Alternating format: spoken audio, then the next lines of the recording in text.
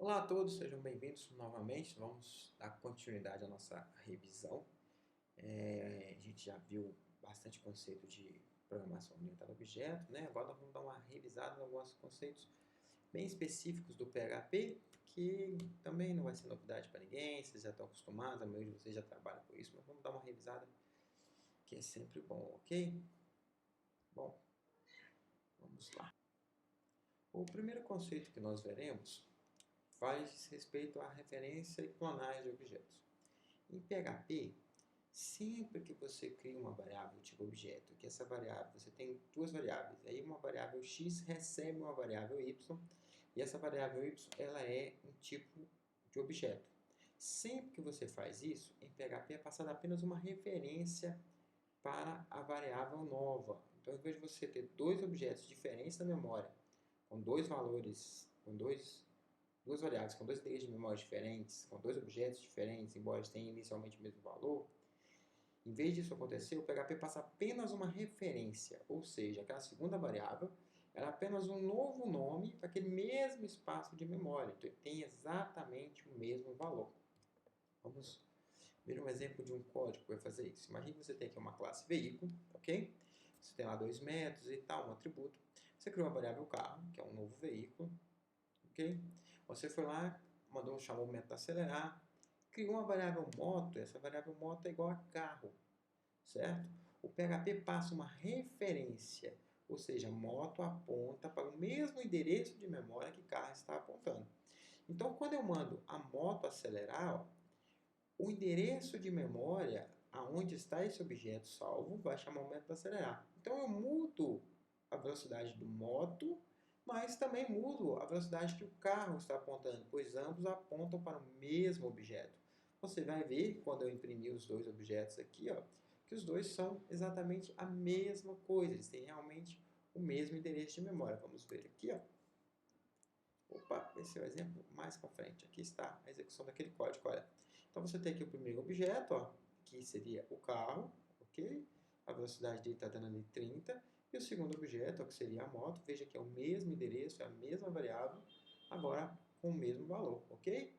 Então, quando você iguala duas variáveis que são um objeto, você fala com a variável nova, recebe uma variável que é um objeto, você passa apenas uma referência para essa variável.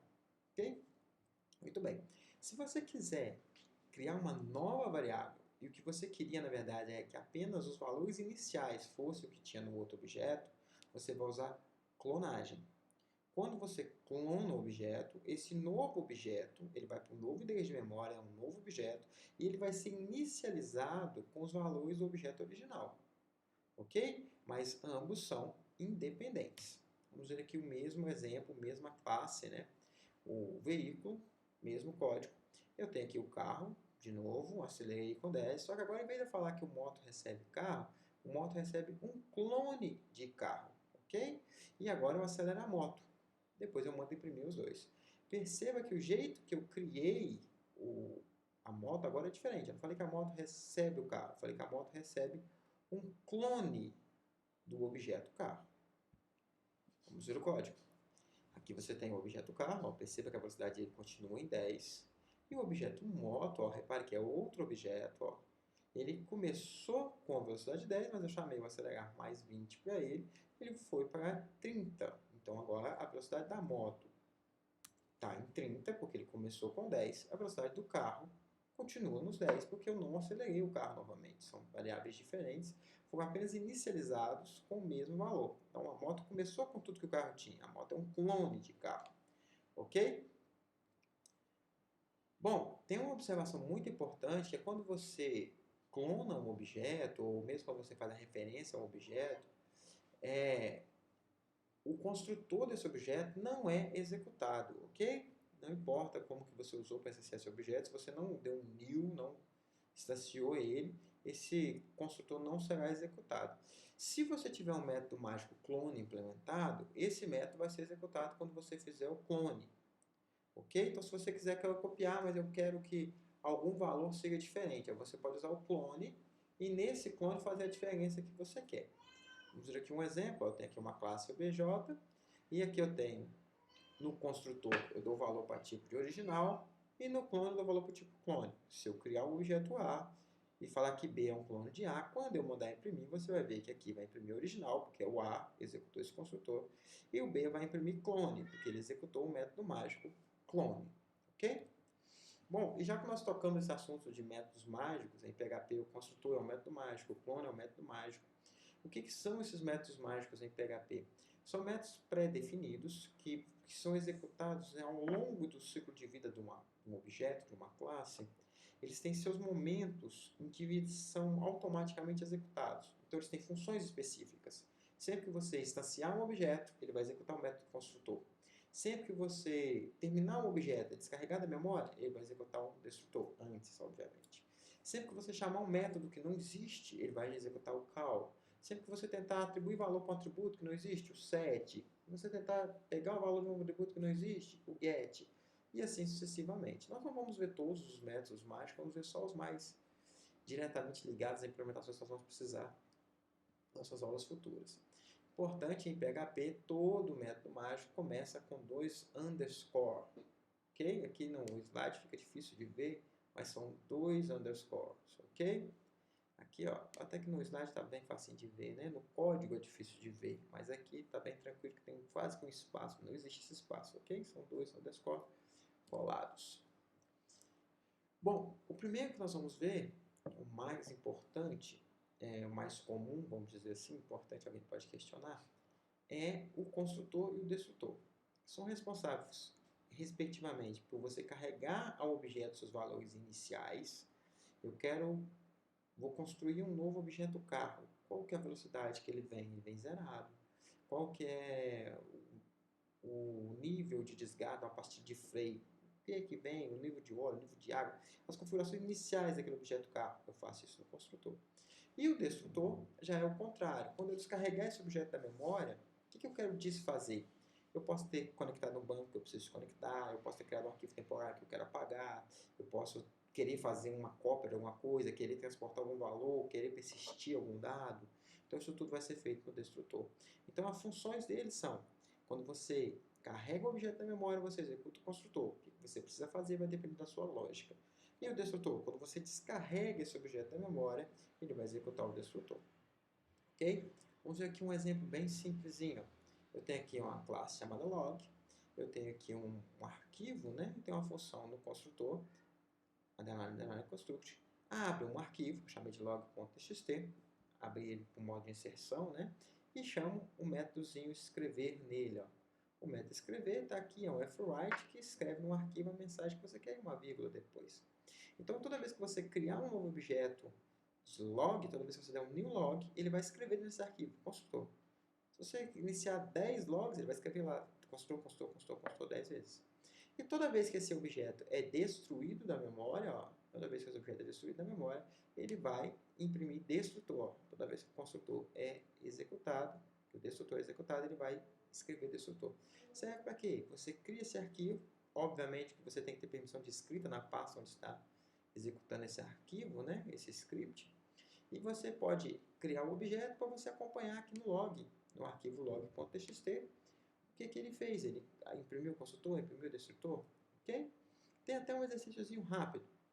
Se você fizer isso aqui, ó, reg 1 new log, reg 2 new log, o que vai estar escrito naquele arquivo de log.txt? Em que ordem? Vai estar escrito o quê? Construtor, construtor, destrutor, destrutor. Porque em PHP as variáveis vão ser destruídas automaticamente no final do script, né? Então ele constrói esse, ele ainda está construído, ele constrói esse, o script acabou, aí ele vai destruir e destruir, ok? E se eu fizer assim, se eu der um reg new log, der um access nessa variável e der um reg 2, o que vai acontecer? E se eu fizer assim, o que vai acontecer?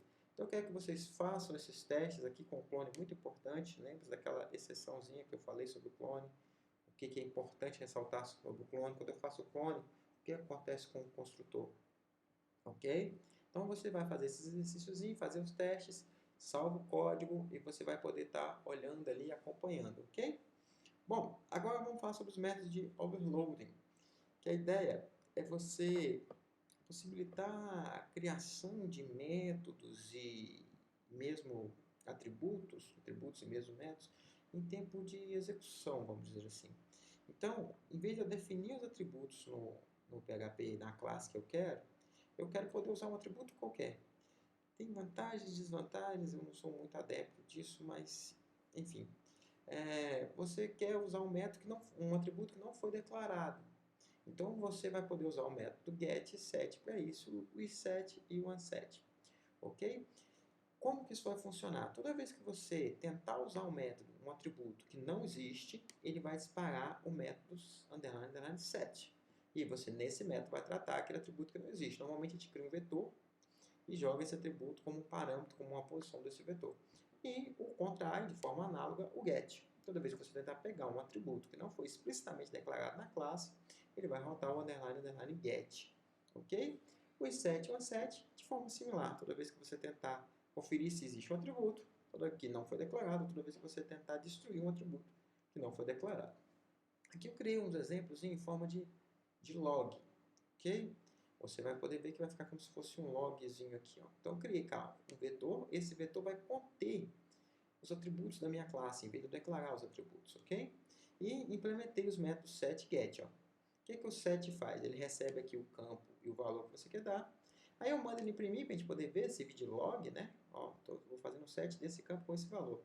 O que eu faço aqui dentro? Ó, eu pego o meu vetor, que eu chamei de info, uso o nome do campo como índice do vetor e eu faço o valor para ele, tá vendo? Então, se você passar um campo que não existe, ele vai criar uma posição desse vetor. E o get é a mesma coisa. Eu só faço um log para a gente poder ver o que está acontecendo. Olho se esse campo existe. Se esse campo no vetor existe, se esse campo existir, eu retorno ele. Se esse campo não existir, eu retorno nulo. Aqui, para a gente fazer uns testes, ó, eu chamei um novo usuário, setei que é a variável João, tá vendo? Que não existia, não tem a variável João na classe, ó. O que ele vai fazer? Ele vai rodar o método set, ó. Vai imprimir essa mensagem lá para nós e vai dar esse valor. Depois, aqui embaixo, eu mando ele imprimir o nome, ó. Ok? O que ele vai fazer? Ele vai rodar o get e vai imprimir o valor desse nome para mim. E depois eu dou um get idade, ele vai tentar pegar o idade que não existe, aí ele vai retornar para a gente nulo. Ok? Bem simplesinho o nosso código, né? Executando o código, ó. Eu tenho aqui a chamada ao set, que vai passar o nome João. A chamada ao get, ó, quando eu tentei imprimir o nome do João, o nome dele. A chamada do idade, não tem idade. Então, retornou nulo para a gente, ok? Bom, agora o set e o unset, de forma análoga. O unset vai ser executado toda vez que você tentar destruir um campo que não foi explicitamente declarado na classe, e o set toda vez que você mandar conferir se existe um campo que não foi explicitamente declarado na classe. Então, funciona de forma muito parecida. Criei a mesma lógica aqui, ó, ok? Criei aqui uma variável pessoa, dei aqui o usuário recebendo endereço, coloquei um valor qualquer no endereço, ok? O get e o set estão implementados na classe, ok? Coloquei apenas a diferença, ó, métodos acrescentados na classe pessoa. Então, fui lá, acrescentei esses métodos que tinha lá, continua lá. Ele vai carregar aqui, vai mostrar para mim o set, que ele tem um set nesse endereço. Aí aqui dentro ele olha, existe o endereço? Nesse momento ele vai rodar aqui o set, ó, ele vai me dizer que ele rodou o set. Se existir o endereço, ele vai imprimir o endereço, ele vai mostrar que ele rodou um get. Vai acabar, veja que esse unset está fora do if, ok? Então ele vai imprimir aqui, porque existe, vai dar o get, vai vir aqui, vai destruir. Quando ele for destruir, vai rodar um unset, vai rodar um unset lá pra gente, bonitinho, vai destruir esse campo. Quando ele voltar, porque é um para, roda duas vezes, ó, ele vai dar de novo o set, esse set vai retornar para ele que não existe, ok? Esse set aqui não tem esse campo, então ele vai perceber que esse campo não existe, ele vai cair no else, ele vai dar um endereço inexistente e vai tentar de novo destruir lá, porque eu não fiz esse tipo de controle, né? Vamos ver o código. Então, ó, o código em execução, ele dá o set, bonitinho. Olha se existe, como existe, ele dá o get e imprime pra gente. Destrói. Olha se existe, a segunda iteração do para, não existe, ele imprime que não existe e tenta dar um unset. Ok? Bom, prosseguindo, o método call vai fazer a mesma coisa que o set e o get fazem para atributos, o call vai fazer com métodos. Quando eu quiser usar um método sem ter declarado esse método, quando você chamar um método que não existe na classe, ele vai chamar o call e o call vai processar isso, ver o que você quer que faça quando um método não existe. Aqui no exemplo, de novo, eu estou mexendo na classe pessoas, né? Então veja que eu estou usando aqui ó, um método preencher. Esse método preencher não existia ainda, certo? Estou usando o método limpar, ó. Esse método limpar não existia ainda, ok? Vamos acrescentar esses métodos na classe, ó. Então estou acrescentando. Aqui já tem o set, o get, o isset e o unset. Então, criar a chamada do call, ó, passei aqui o método e os parâmetros, é a assinatura dele.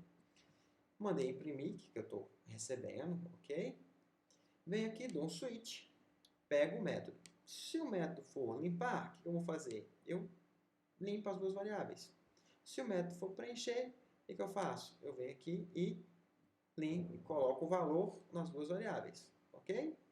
E se não for nenhum desses dois, vai cair no default e o status recebe false. Eu retorno esse status.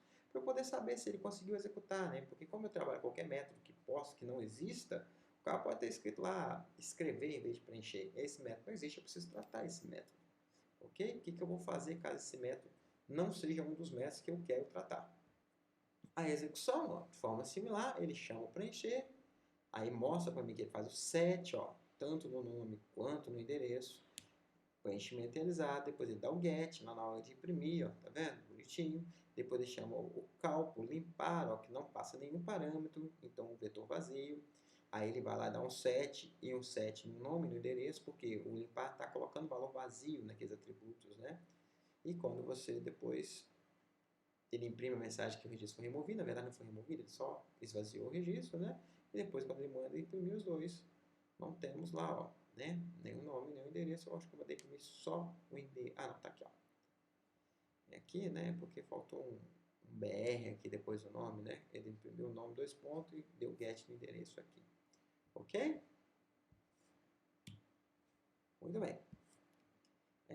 Agora, o último ponto da nossa aula de hoje, nós vamos falar um pouco sobre reflexão. A reflexão vem a partir do PHP 5 e é uma forma de você analisar as próprias classes. Eu quero saber quais são os métodos que eu tenho, se aquela classe ela é definida pelo usuário, é uma classe interna, quais são os parâmetros, quais são os valores que eu tenho que passar. Mas nós vamos usar muito isso nas nossas próximas aulas. Eu preciso saber quais são os métodos que essa classe possui. Eu preciso fazer uma introspecção dela, descobrir, fazer como se fosse uma engenharia reversa dessa classe. Então o PHP tem uma função de classes que a gente pode usar para isso.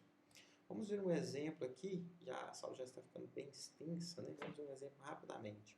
Então aqui eu vou fazer da nossa classe animal, que nós vimos naquela primeira aula nossa, ok? Cria aqui um método, uma função tipo método, que recebe um objeto tipo reflection method, e ele só retorna se esse método é público, privado ou protegido. Eu tenho os métodos isPublic, isPrivate, isProtect. Esse método me retorna verdadeiro ou falso, tá vendo? Então se, como está dentro de um se ele for verdadeiro, vai retornar público, privado ou protegido. Ok? Isso é um método de reflection method. Criei aqui a classe, que eu quero fazer um reflection class nela, estou usando a classe animal, ok? Para servir de exemplo. Aí vou imprimir o nome da classe, vou imprimir o arquivo onde essa classe está implementada, vou imprimir se essa classe ela é uma classe interna do PHP ou se ela é uma classe que foi definida pelo usuário. Vou imprimir se ela é uma classe abstrata, se ela é uma classe final, ok? Depois eu vou imprimir as propriedades da classe, ó. Para poder fazer a propriedade da classe, ó, eu faço aqui um for each, pego o método getProperty, vai me retornar as propriedades que eu tenho. Aí eu vou lá e pego o método getName dessa propriedade, ok? Eu imprimir só o nome da propriedade, né? Eu poderia imprimir o que eu quisesse aqui, poderia pegar as informações da propriedade, modificador de acesso e tal, mas não é a minha intenção. Depois eu venho e faço a mesma coisa para os métodos, ó. Então eu vou lá e aí eu dei uma aprofundada um pouco maior nos métodos, né? Chamo o método, ele vai me retornar aqui conjunto de métodos como um método. Aí eu crio um reflect method, tá vendo? Passando para ele o nome da classe e o nome do método, tá vendo? Manda ele imprimir o tipo do método, olha o método, tipo método lá em cima, que vai dizer se ele é público, privado ou protegido, ok? Manda ele imprimir o nome do método, abrir um parênteses aqui, manda ele pegar os parâmetros que eu tenho desse método, o que esse método recebe, né? Aí eu faço um for each aqui, percorrendo esses parâmetros e adicionando os nomes desses parâmetros no meu paranames, e depois mando implodir, mando imprimir eles lá na tela para a gente. Ok? Bom, vamos ver esse código. Aqui nós temos a execução do código, ok? Então, vai imprimir lá o nome da classe, aonde que ele está, esse é o endereço do meu computador, né? É uma classe que foi definida pelo usuário, é uma classe que é uma classe abstrata, né? A classe animal é uma classe abstrata, ela não é uma classe final, não pode ser final e abstract ao mesmo tempo, né? Ela tem duas propriedades, nome científico e nome. Tem aqui os métodos da classe, ok? Essa classe é a classe que nós vimos na nossa primeira aula, ok? Quando você estiver testando, troque por outra classe que você tenha, troque por uma classe do próprio PHP, certo? E faça seus exemplos e faça seus testes. Lembrando que isso é uma revisão apenas, né? Então não deve ser novidade para ninguém, ok? De qualquer forma, se você tiver alguma dificuldade, me manda um e-mail, entre em contato comigo e nós vamos estar trabalhando. Após assistir essa aula, que é uma revisão, como eu já disse, você vai agora passar para os exercícios. Então, aqui no final do slide, ó, tem uma dúvida aqui, seria para a nossa aula presencial, né? Agora, ou se fosse uma aula síncrona, não é o caso. Tem aqui uma série de exercícios, ok? Que vocês vão estar fazendo para mim e me enviando lá pelo SIGA. Então, você vai escrever uma classe em PHP para representar uma calculadora. O usuário poderá informar qualquer quantidade de números, ok? E efetuar a operação. Então, você vai usar aqui os getters lá, vai usar o set, vai usar o get, o set, ok? Para pegar esses números e fazer as operações. E aí, ele vai fazer as 4 operações, somar, subtrair, multiplicar e dividir. Só que você vai fazer essas operações sobre todos os números que foram informados, ok? Depois você vai fazer o método CR limpar para apagar os dados da memória, ok? E se o usuário tentar fazer qualquer operação não suportada, se tentar usar um método que não existe, e tentar usar, por exemplo, raiz quadrada, você vai dizer para ele que a operação não é suportada. Então, você vai imprimir o cal para poder fazer essas coisas. Se você quiser fazer todos os métodos usando cal, você pode. Se você quiser deixar de especificar e fazer o cal para tratar somente os que não são especificados, também pode. Não tem problema não, pode ficar à vontade, como eu já disse. Ok? Depois você vai fazer um scriptzinho usando reflexão, que vai imprimir uma classe qualquer e vai imprimir essas informações da classe. E na hora de testar seu script, ó, você vai testar esse script usando a classe PDO, que é a classe que nós usamos para acessar banco de dados, né? Então você pode escrever esse script à vontade e na hora que você estiver fazendo seus testes lá, você vai fazer um relatóriozinho usando o PDO para mim, ok? Bom, é isso, essa aula é uma revisão, eu acredito que vocês não vão ter muita dificuldade, mas se você tiver, não tem por que ter vergonha, não fique com a dúvida, me mande um e-mail, me deixe para mim a mensagem, nós vamos estar esclarecendo a sua dúvida, porque isso é a base, a fundação para construirmos o conhecimento que precisamos daqui para frente, ok? Na nossa próxima aula nós vamos começar com padrões de projeto, e é importante que você tenha dado uma relembrada legal nessa parte de POO e esses conceitos que são bem específicos do PHP. Ok? Muito obrigado a todos e até a nossa próxima aula.